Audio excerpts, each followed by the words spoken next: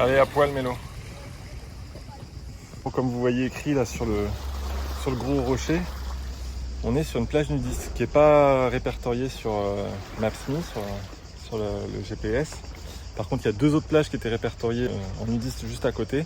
Donc on voulait voir comment c'était, comment ça se passait. C'est des toutes petites criques et c'est déjà assez plein d'hommes généralement.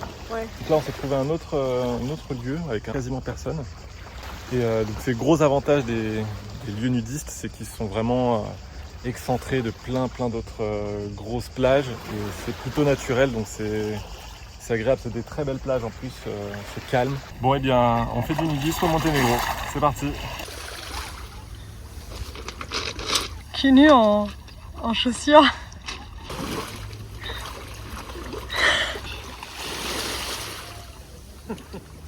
Alors, voici notre spot depuis 2 nuits.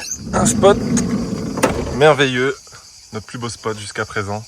On a une plage juste en bas pour profiter de ce lieu magnifique. On a une vue, même le soir, coucher de soleil. Enfin, c'est tout ce qu'on rêvait ici au Monténégro. Mais on va quand même partir, on va aller sur d'autres découvertes.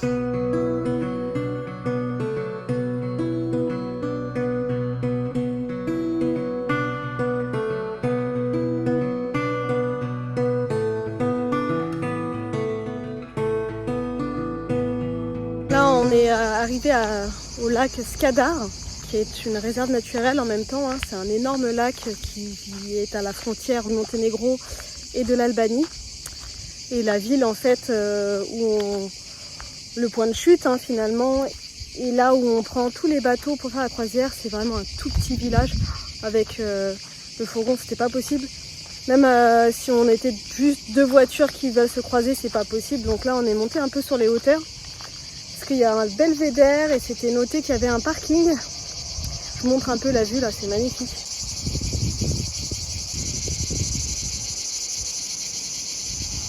Mais alors, c'est d'une saleté. C'est terrible. Je vais vous montrer ça. Mais bon, c'est au Monténégro et ça pourrait être ailleurs, malheureusement, c'est partout pareil. Voilà, donc ça c'est censé être le parking du belvédère. Là, il y a un gros tas de sable qui a été mis là. Je sais pas si c'est fait exprès pour pas qu'on puisse passer. Et donc là, toutes les poubelles. Et là, par terre, le pire, c'est que c'est même pas des mouchoirs, c'est des lingettes. Enfin, les lingettes, le truc le plus polluant. S'il vous plaît, si vous allez faire pipi dans les bois, pas de lingettes, vous prenez une gourde d'eau et vous vous rincez comme ça. C'est très très bien, en plus ça va vous rafraîchir.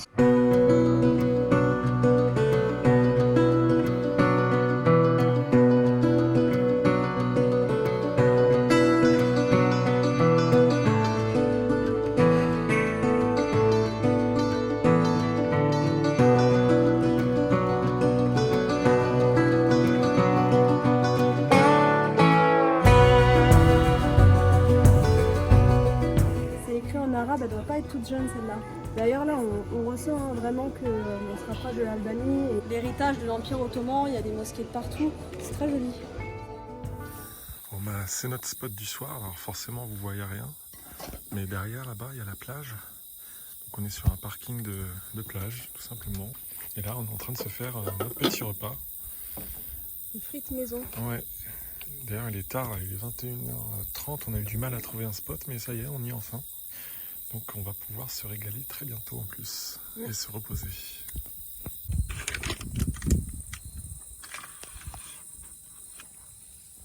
Donne-lui un petit morceau, un petit morceau.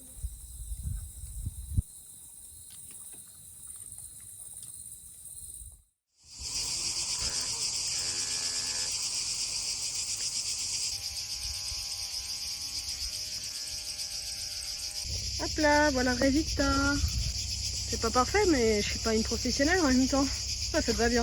Ouais, bon, faut que j'aille me rincer, mais plus besoin d'aller chez le coiffeur. Viens mon pote.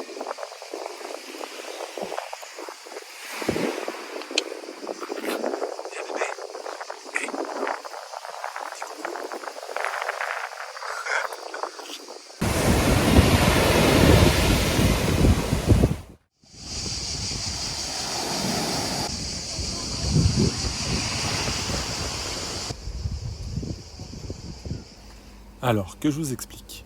Comme vous voyez sur les images, il y a pas mal de vent et on peut pas se baigner, d'où le drapeau rouge.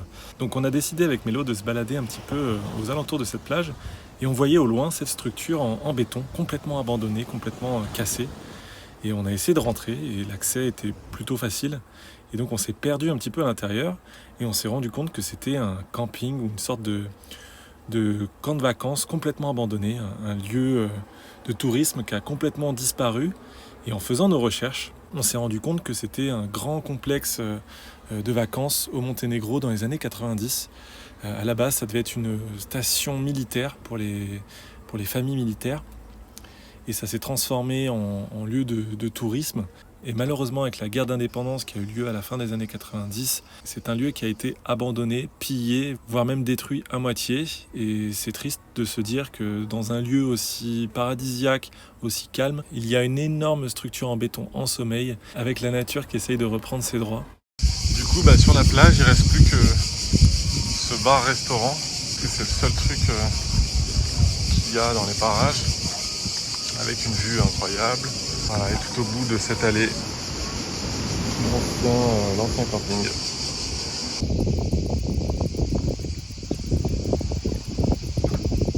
On voit bien mon cul, c'est ça? Ouais, pas mal. Qu'est-ce comme un con? Oh là là! C'est de la circulation aujourd'hui.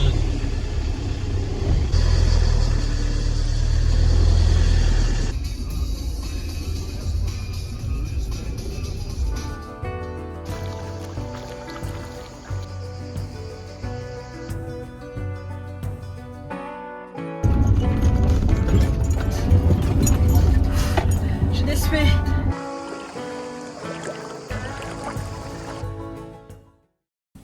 Avant de vous quitter, on vous laisse avec quelques images originelles du camp de Valdanos qu'on a retrouvé sur YouTube.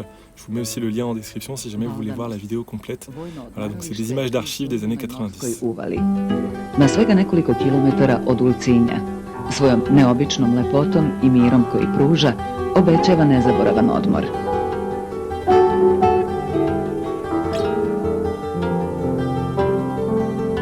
Davno prošla vremena sačuvana samo u starim knjigama pomorskih muzeja svedoče o ovoj uvali kao utočištu ulcinskih gusara i namirnika koji ovde nađoše spas od morskih bura i oluja.